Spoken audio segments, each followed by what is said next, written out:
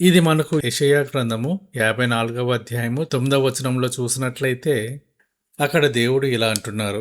నోవహు కాలమున జల ప్రళయమును గూర్చి నేను చేసినట్లు చేయుదును. జలములు భూమి మీదకి ఇకను పొర్లుచు రావని నోవహు కాలమున నేను ఒట్టు పెట్టుకొనినట్లు నీ మీద కోపముగా నుండననియు నిన్ను గద్దింపననియు నేను ఒట్టు పెట్టుకుని ఉన్నాను. జలప్రళయం లోకాన్ని తుడిచిపెట్టేసింది.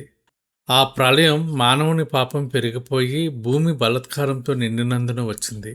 ఇప్పుడు ప్రళయం తర్వాత కూడా మానవుడు పరిపూర్ణుడు కాలేదు. మానవుని హృదయాలోచనలు ఇప్పటికీ చెడ్డవిగానే ఉన్నాయి. అయినా దేవుడు అంటున్నాడు, ఇకను జల ప్రవాహము వలన సర్వ శరీరులు నిర్మూలము కారు అని. ఇది దేవుని కృప, కనికరం. మన జీవితంలో కూడా పాపం వల్ల రావాల్సిన శిక్షను దేవుడు తన కృపచేత ఆపివేశాడు. మనం ఈరోజు సజీవంగా ఉన్నామంటే అది మన నీతి వల్ల కాదు, కేవలం దేవుని నిబంధన వల్లనే. ఒక తండ్రి తన బిడ్డను తప్పు చేసినా మళ్ళీ ఆ బిడ్డను దగ్గరికి తీసుకుని ఇకపై నిన్ను కొట్టను, నిన్ను ప్రేమిస్తాను అని అభయం ఇచ్చినట్లు పరలోకపు తండ్రి మానవ జాతికి ఈ గొప్ప వాగ్దానాన్ని ఇస్తున్నాడు. ప్రియమైన సహోదరి సహోదరులారా, ఈ నిబంధనలో దేవుడు మానవుని మీద ఎటువంటి షరతులు విధించలేదు. మీరు నీతిగా ఉంటేనే నేను నాశనం చెయ్యను అని ఆయన అనలేదు.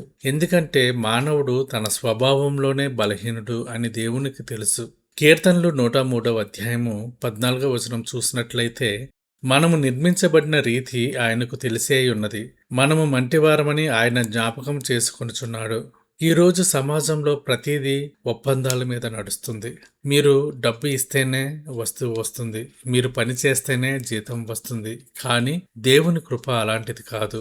ఆయన తనంతట తానుగా మనతో నిబంధన చేసుకున్నాడు. ఈ నిబంధన మన నిరీక్షణకు పునాది. మానవుడు తన కష్టాలను చూసి భయపడినప్పుడు దేవుడు తన నిబంధనను చూపిస్తాడు. మీ జీవితంలో చీకటి కమ్ముకున్నప్పుడు దేవుడు తన వాగ్దానాన్ని నెరవేరుస్తాడు. నోవహుకు తెలుసు ఈ లోకాన్ని నడిపిస్తున్నది తన పరలోకపు తండ్రి అని. ఆ నమ్మకమే అతడిని ఓడ నుండి బయటకు నడిపించింది. దేవుడు కేవలం మాట ఇచ్చి ఊరుకోలేదు, ఒక గుర్తునిచ్చాడు. అది మేఘంలోని ధనుస్సు. మేఘం లేనిదే ధనుస్సు రాదు. అలాగే కష్టం లేనిదే దేవుని కృప యొక్క లోతు మనకు అర్థం కాదు. మేఘం తీర్పుకు గుర్తు అయితే ధనుస్సు కనికరానికి గుర్తు. మీ జీవితంలో కూడా కన్నీళ్ల వర్షం కురిసినప్పుడు దేవుని కృప అనే సూర్యకాంతి ఆ కన్నీళ్లపై పడి ఒక అందమైన ధనుస్సు వంటి నిరీక్షణను సృష్టిస్తుంది.